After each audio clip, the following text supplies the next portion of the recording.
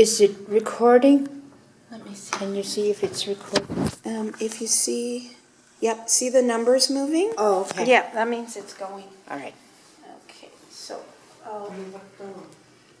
want to get enough yellow, and again, it's preparation ahead, because if I'm doing this after I wet this, this is starting to dry, and I'm using my time, and I want to be able to control the drying of this. So I'm going to get my colors ready ahead.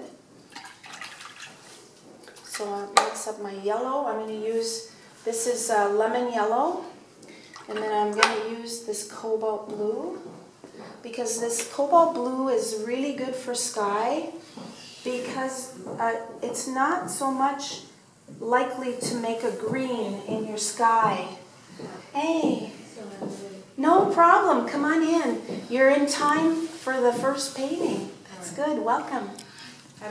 Good timing. Okay, so cobalt blue, when I put it, you see it's right by this yellow, but you don't see too much green, which is good. We don't want a green sky. So cobalt blue is really nice, because it doesn't make a green sky as much as these two blues will make greens really fast. So if you want greens, but for your sky, I usually use cobalt. So I'm going to mix up the cobalt, get that ready, and I'm not letting them touch, because if I let them touch, they're going to mix here on the palette. And then I'm going to use this. This is called quinacridone rose, and it's a beautiful, beautiful pink color. So you can see I'm mixing 3 primary colors, and I like to start like that. And mostly I always start with my yellow, because it's the lightest color on the palette. And I like to start with that color. So first thing I'm going to do is I'm going to do a little wetting of the paper. Just clear water, just near the top where my sky is going to be. And I'm just going to go here to where my horizon line is, because I want this really soft, but I want some hard edges down here for my hills. So I'm going to leave this dry for now, okay? So just wetting the top here. And I'm going to throw some yellow.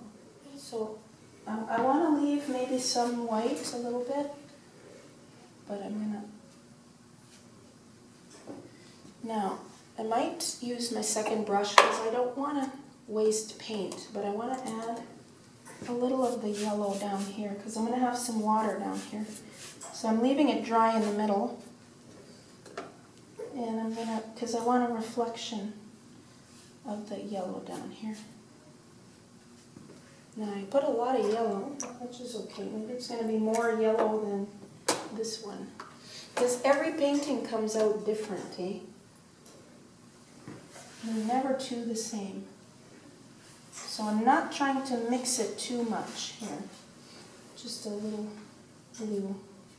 And you know, I have my damp sponge. I already wet it and I squeezed it, so it's damp. So if I put too much yellow, I can even lift some of that off. I want to put blue. So too much yellow here. I'll do that, and then I'll add the blue in.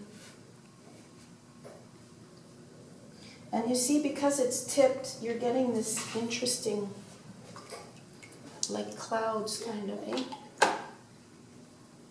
So when I touch my brush to the bottom, and then I do this, and sometimes if I want to get the water, I can, I can tap it here. And I'll take a little of this pink, and pink maybe in my yellow. It's going to make some oranges here. A little bit here. And I can even fling it a little bit if I want. And maybe a little, see that it make purples with my blue too, so it's kind of nice up here. So I'm not rubbing the brush, I'm using it very lightly. I'm not scrubbing it in, so just touching it on very lightly. So now I'm going to go to my smaller brush and I'm going to create a little bit of a different horizon in here. I'm going to grab a little yellow.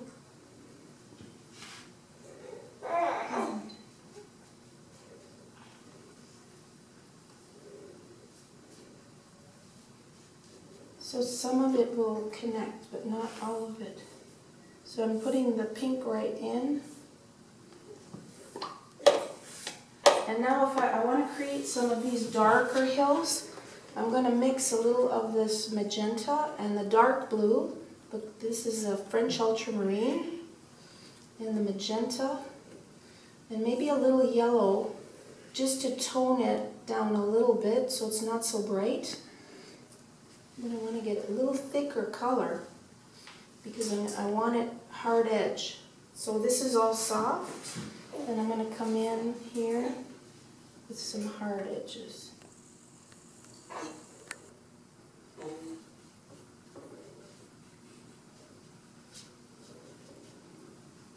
So maybe this way, and maybe something here coming in.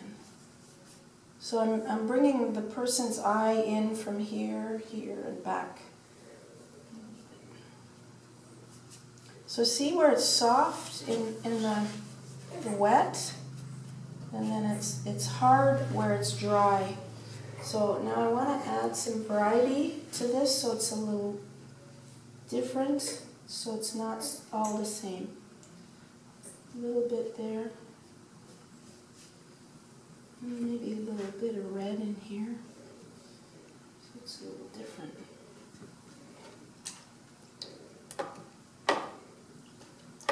And I'm going to put a little bit of the blue now in the water. So I'll get some of this blue. If I'm running out of space, I can always pick up something with paper too. So bring some of this blue in.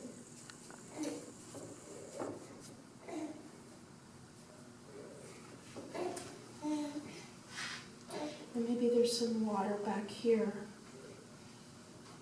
farther past these islands.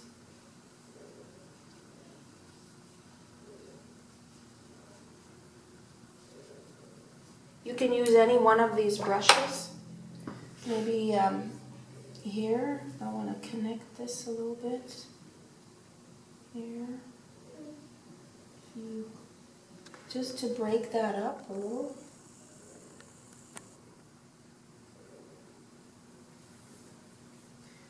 And then you can also, let's say I want to take some of this red and create texture like that, a little bit. Or maybe a little yellow.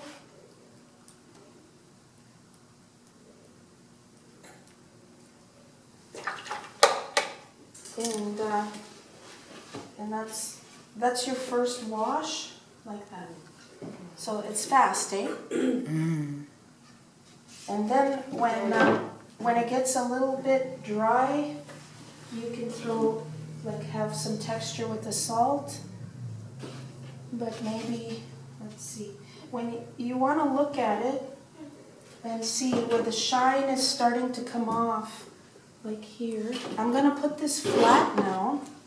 So when I put the salt doesn't fall down. So I'll just lay it in on the land part. Maybe a little in the water, not too much. I don't want any in the sky because the sky wants to be soft.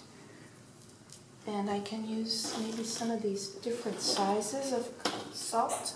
So they could be stars too if you want them in the sky. In a night sky, I use that, yep. And I'll talk to you about that. When we do the northern lights, we're going to put salt in the dark sky, and that's going to be stars. Yeah, you're right. That's cool. Good thinking. Yep.